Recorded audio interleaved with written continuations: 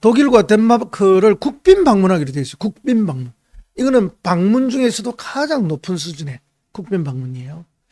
뭐 실무 방문도 있고 뭐 이런 여러 가지 외교상의 등급이 있습니다. 근데 그 중에 제일 높은 게 국빈 방문이죠.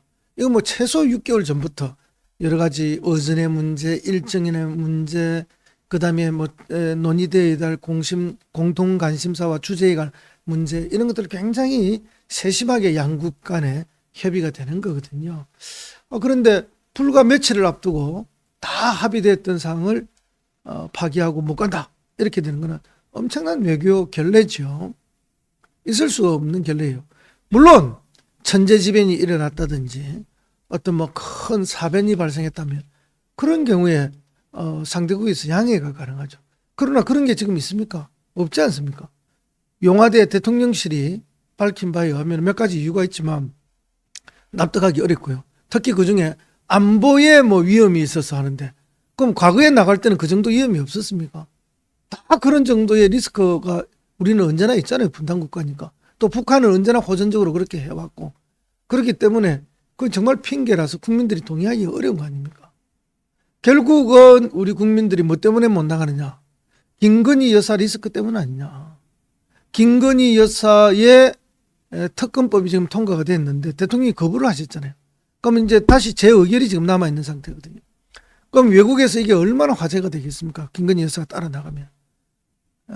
뿐만 아니라 따라 나가는 그런 모습들이 TV 화면에 비추어졌을 때 또 김건희 여사가 국민들의 여러 화제에 올라오게 되고 대통령 지지율을 또 떨어뜨리는 주요 요인이 될 것이고, 국회의원 선거도 얼마 안 남아서 그것이 부담이 되지 않겠느냐 하는 그런 정무적 판단이 있었을 거라고 우리는 지금 다 이해하고 있는 거죠. 결국 김건희 여사 때문에 못 나간다는 거 아닙니까? 결국 김건희 여사 때문에 대한민국이 외교도 제대로 지금 정상적으로 안 된다, 그런 이야기가 되는 거죠. 그러니까 김건희 리스크가 지금 계속 상존하는 거예요.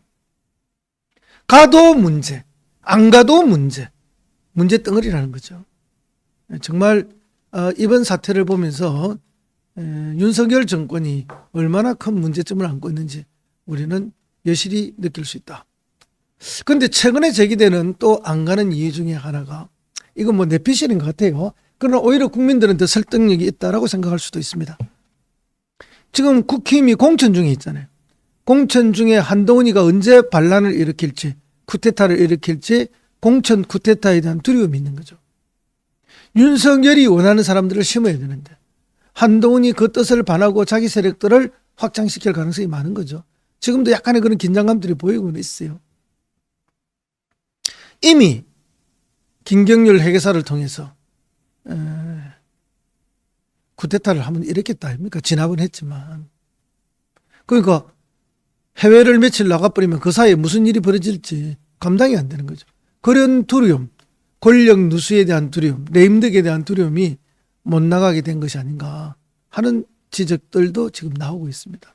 그러니까 이랬든 저랬든 못 나가게 된 거는 문제가 심각하다는 거죠. 정권에. 국익보다는 정권의 권력 다툼, 총선을 앞두고 지지율 걱정, 이런 것 때문에 지금 못 나간다는 거 아닙니까? 그것만큼 우리 국익의 마이너스가 세상에 어디 있겠습니까? 정말로 이 대통령과 대통령 부인이 국가와 민족에 도움이 되기는커녕 오히려 지금 걱정거리가 되고 있고 문제거리가 되고 있다. 심각하다. 그런 말씀을 드리고요. 자, 이 외교 한번 망가지면요, 회복하는 데 시간 많이 걸립니다. 우리가 잘 한번 봐볼 필요가 있을 것이다. 그런 생각을 합니다.